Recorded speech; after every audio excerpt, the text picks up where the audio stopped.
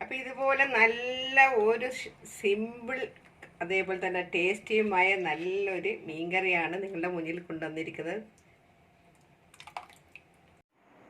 സ്നേഹത്തോടെ ആമിനാസ് അടുക്കളയിലേക്ക് സ്വാഗതം. എല്ലാവരും സുഖമാണെന്നുള്ളൊരു വിശ്വാസം. ഇവിടെ ഞങ്ങളെല്ലാവരും കുഴപ്പമില്ലാത്ത രീതിയിലൊക്കെ അങ്ങനെ പോകുന്നുണ്ട്. അപ്പോൾ ഞാനിവിടെ ഒരു പാൻ വെച്ചിട്ടുണ്ട്. നമുക്കൊന്ന് ഗ്യാസ് കത്തിക്കാം. അപ്പോൾ ഗ്യാസൊക്കെ കത്തിച്ചിട്ടുണ്ട്. ഇതിലോട്ട് ഞാൻ ഒരു കുറച്ച് തേങ്ങ എടുത്തിട്ടുണ്ട്. ഈ തേങ്ങയിലിട്ട് ഇട്ട് കൊടുക്കാം. ഒരു അത്യാവശ്യം ഒരു ചെറിയ മുറി അരമുറി തേങ്ങയാണ് ഞാൻ എടുത്തിരിക്കുന്നത്. അപ്പോൾ ഇത് നല്ല പോലെ എല്ലാം കൂടി ഒന്ന് ഞാനിത് മിക്സിയിലിട്ട് പൊടിച്ചെടുത്തതാണ് ഈ തേങ്ങ കേട്ടോ. അതാണ് ഇങ്ങനെ ഇരിക്കുന്നത്. അപ്പോൾ ഇത് നല്ലപോലെ ഒന്ന് ഇതിൽ കിടന്നിട്ട് ഒന്ന് ചൂടായിട്ട് വരട്ടെ. ഇതിലോട്ട് കുറച്ച് കറിവേപ്പില ഇട്ട് കൊടുക്കാം.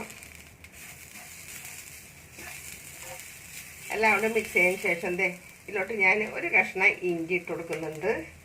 ഒരു 3 അല്ലി ചുമന്നുള്ളി, 2 അല്ലി വെളുത്തുള്ളി. ഇതൊന്ന് ഉള്ളിയും ഇഞ്ചിയൊക്കെ ഒന്ന് ജസ്റ്റ് ഒന്ന് വാടി വന്നാൽ മതി.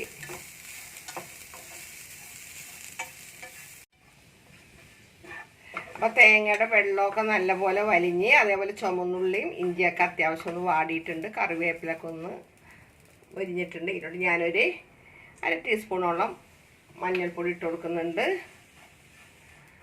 അതുപോലെ തന്നെ എരിവൊക്കെ ഓരോരുത്തരുടെ പാകത്തിനെടുത്തോ. ഞാനൊരു 1.25 ടീസ്പൂണോളം എടുത്തിരിക്കുന്നത് മുളക് പൊടി. അതുപോലെ നിറച്ച് 1 ടീസ്പൂണോളം ടേബിൾ സ്പൂൺ തന്നെ പറയാം മല്ലിപ്പൊടി കേട്ടോ. ഇതെല്ലാം കൂടി ശരിക്കും കിടന്നിട്ട് ഒന്ന് മിക്സ് ചെയ്ത് അവിടെ ഒന്ന് കൂട്ടി യോജിപ്പിച്ചതിന് ശേഷം ഇത് ഒത്തിരി മൂക്കേ വറുക്കുന്നില്ല. ബ്രൗൺ കളറാവാൻ വേണ്ടിയിട്ട് തേങ്ങ ബ്രൗൺ കളറാവാൻ വേണ്ടിയിട്ട് കാത്തു നിൽക്കുന്നില്ല. ഈ അളവിൽ അങ്ങോട്ട് മൂത്ത മതി. ഈ മല്ലി മുളകിൻ്റെ കുത്തലൊന്ന് ഈ മല്ലി മുളകൊന്ന് ചൂടായി കഴിയുമ്പോൾ നമുക്ക് ഇതിൻ്റെ ഗ്യാസ് ഓഫ് ചെയ്യണം. അപ്പം ഇതെല്ലാം നല്ല പോലെ ചൂടായിട്ടുണ്ട് കേട്ടോ. നമ്മളുടെ മല്ലിപ്പൊടിയും മുളക് പൊടിയും എല്ലാം നല്ല പോലെ ചൂടായിട്ടുണ്ട്. നമുക്ക് ഇതിൻ്റെ ഗ്യാസ് അങ്ങോട്ട് ഓഫ് ചെയ്യാം.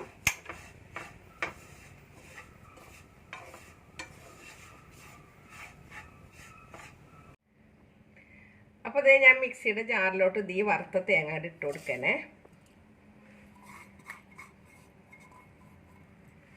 എൻ്റെ ഇതിലോട്ട് ഞാനൊരു ഇടത്തരം പഴുത്ത തക്കാളി കൂടി ഇട്ട് കൊടുക്കുകയാണ്. ഇത് ഞാൻ നല്ല പോലെ ഒന്ന് ലേശം വെള്ളം ഒഴിച്ചിട്ടൊന്ന് അരച്ചിട്ട് കൊണ്ടുവരാം. അപ്പം ഞാനിവിടെ ചട്ടി വെച്ചിട്ടുണ്ട്. ഞാൻ അരപ്പൊക്കെ അരച്ചു കൊണ്ടുവന്നിട്ടുണ്ട്. ഈ അരപ്പ് നമുക്ക് ഇതിലോട്ടോടെ ഒഴിച്ചു കൊടുക്കാം. ഇതിലോട്ട് ലേശം വെള്ളം കൂടി എടുക്കട്ടെ. അപ്പോൾ വെള്ളം അരപ്പിൻ്റെ പാകത്തിന് ഞാൻ എടുത്തതാണ്.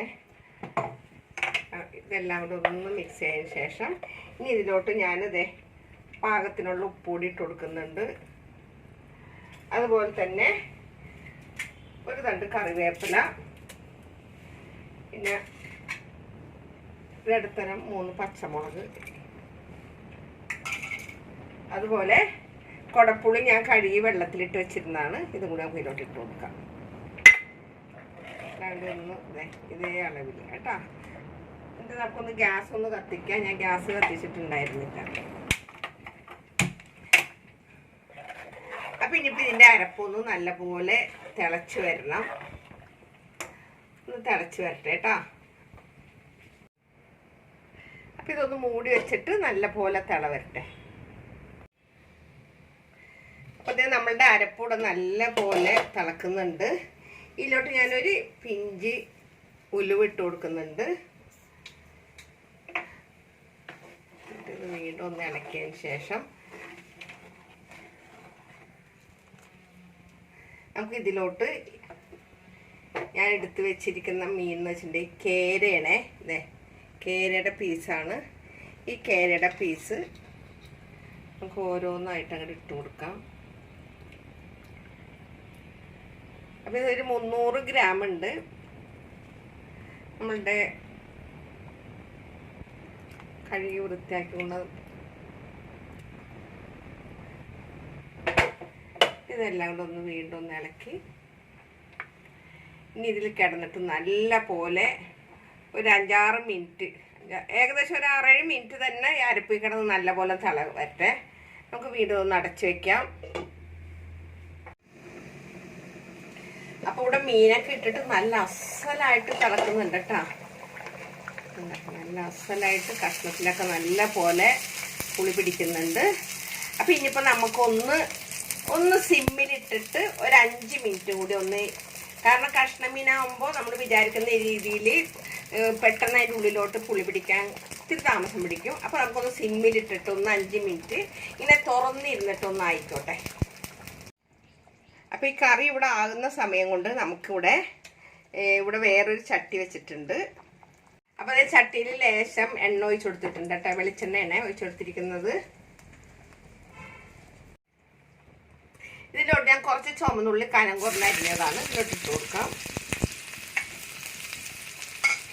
ഇതൊന്ന് ഇതിൽ കിടന്നിട്ട് ഒന്ന് മൂത്ത് വരുന്ന സമയം കൊണ്ടിട്ട് ഇതിലോട്ട് ഞാൻ ഒരു 2 കറിവേപ്പില കൂടി ഇട്ട് കൊടുക്കുന്നുണ്ട്.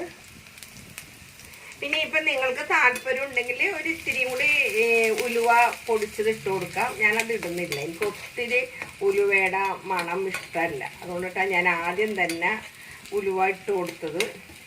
ഉലുവ കറി താളിക്കുന്ന സമയത്ത് കുറച്ച് ഇട്ട് കൊടുത്താൽ ഒന്നും കൂടി നല്ല മണമായിരിക്കും കറിക്ക്. അപ്പോൾ നമ്മളുടെ ഇതൊന്ന് മൊരിഞ്ഞ് വരട്ടെ. അപ്പോൾ നമ്മളുടെ ഉള്ളി ഇവിടെ നല്ല പോലെ മൊരിഞ്ഞിട്ടുണ്ട്, ഉള്ളിയും നമ്മളുടെ കറിവേപ്പിലയും. അപ്പോൾ ഇത് നമുക്ക് ഇതിലോട്ടാണ്ട് ഒഴിച്ചു കൊടുക്കാം.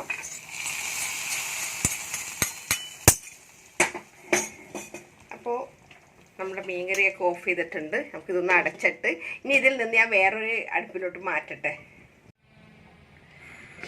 അപ്പോൾ നമ്മളുടെ കറി ഇവിടെ നല്ല സൂപ്പറായിട്ടുണ്ട്. നല്ലൊരു കുറുകിയ മീൻകറിയാണ്. അപ്പോൾ തീർച്ചയായിട്ടും ഇതെല്ലാവർക്കും ഇഷ്ടപ്പെട്ട് കാണുന്നുള്ളൊരു വിശ്വാസമൊക്കെ ഉണ്ട്. അപ്പോൾ തീർച്ചയായിട്ടും ഇതെല്ലാവരും ഒന്ന് കാണണം. അഭിപ്രായങ്ങളെല്ലാം കമൻറ്റ് ബോക്സിൽ ഇടാൻ മറക്കരുത്. പല ആളുകളിലേക്ക് നോട്ടിഫിക്കേഷൻ കിട്ടുന്നില്ല. ഇഷ്ടപ്പെട്ടാലൊന്ന് ഷെയർ ചെയ്യാനും അതേപോലെ ഒന്ന് സബ്സ്ക്രൈബ് ചെയ്യാനും ആദ്യമായിട്ട് വീഡിയോ കാണണമെങ്കിൽ. അപ്പോൾ ഒരിക്കൽ കൂടെ നിങ്ങളോട് എല്ലാവരും നന്ദി പറഞ്ഞിട്ട് നിങ്ങളുടെ സ്വന്തം മാമിന താത്ത. Okay bye, thank you.